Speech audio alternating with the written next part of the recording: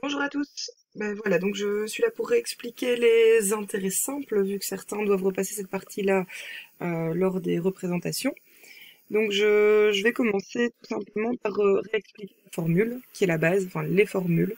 Donc on en a deux dans les intérêts simples.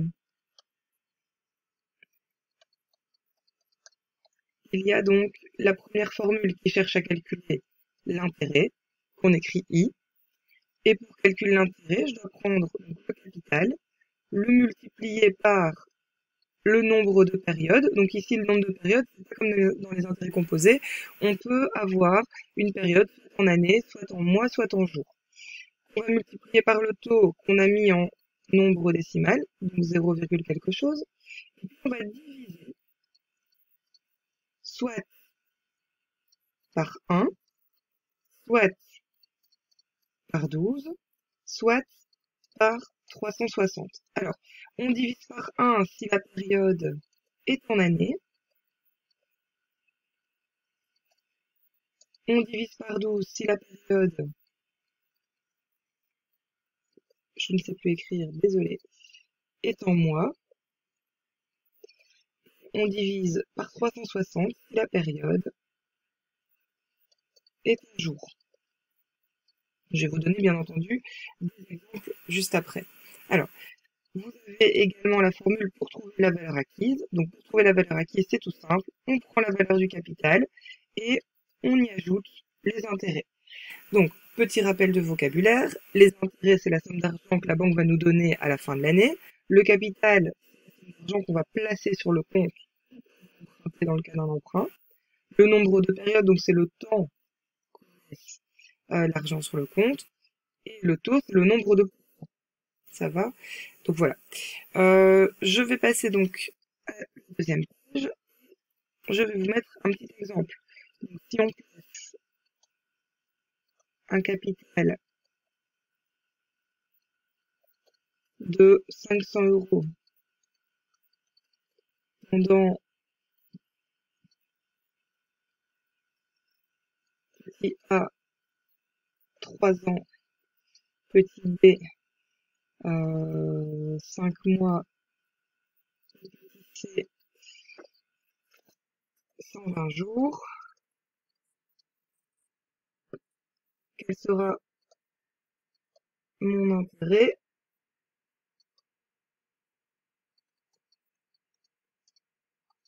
au taux de 2,5%. Autre question. Je vais descendre un peu ici. Si j'y arrive, non, ça ne fonctionne pas. Donc, pour le petit A, donc on a au niveau des données un capital de 500 euros,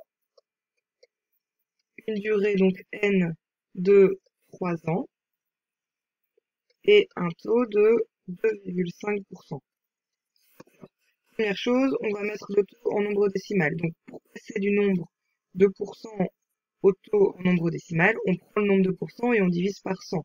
Donc 2,5 divisé par 100, ça donne 0,025. Comme ici, j'ai ma période qui est en année, ça veut dire qu'on va diviser,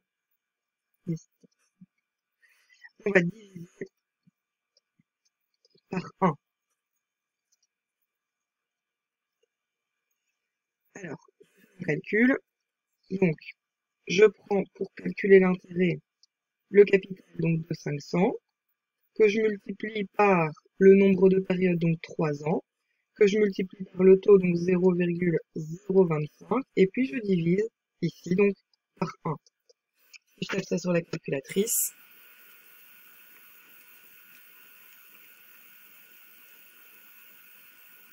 Ça me donne 37,5. Voilà pour le premier exercice. Alors, deuxième exercice, même chose, mais pour 5 mois. Donc, pour le B, j'ai donc toujours un capital de 500 euros, un taux de 2,5% et une période, cette fois-ci, de 5 mois. Alors, mon taux, je le transforme donc, c'est toujours 2,5 divisé par 100, ça donne 0,025. comme je suis en mois, donc je ne vais plus diviser par 1, mais je vais diviser par 12. Donc, je reprends ma formule de l'intérêt, je prends le capital, donc 500, que je multiplie par le nombre de mois ici, donc 5, que je multiplie par le taux 0,025, je divise donc par 12, vu que ma période est là en mois. Et j'ai juste à taper ça sur la calculatrice.